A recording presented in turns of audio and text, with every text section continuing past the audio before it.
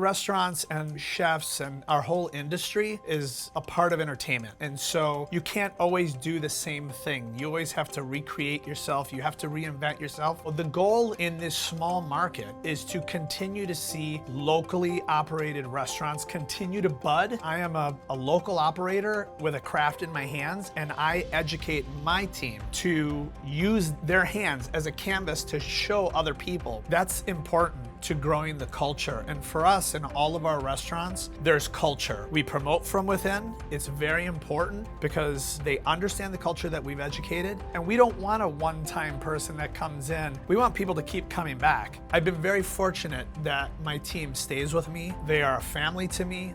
The chef, for example, at Osteria Tulia, Rafael Arevalo, I met him at 15 years old, and he's been working with me ever since. That's what people really need to understand, whether it's the chef, whether it's the director of operation, whether it's the salad cook. These people have been with me for years on end, and they continually go up the ladder, and I'm proud of that. I feel that that's the key to our success. I am a hands-on chef. I'm here day in and day out. There has to be a level of pride. There has to be a level of understanding that we're gonna use what's in season. We make and create relationships with our growers, with our fishmongers, with the people that are getting our product. We have sustainability, we know traceability, because we have that relationship with these people. The final judge is the client when they're saying, this is amazing, or I don't feel bloated when I'm done eating here, I just feel good. And for us, it's all simplicity. It starts with a great raw material and you end with a good raw material. I am so passionate about food, about cuisine, about my heritage, and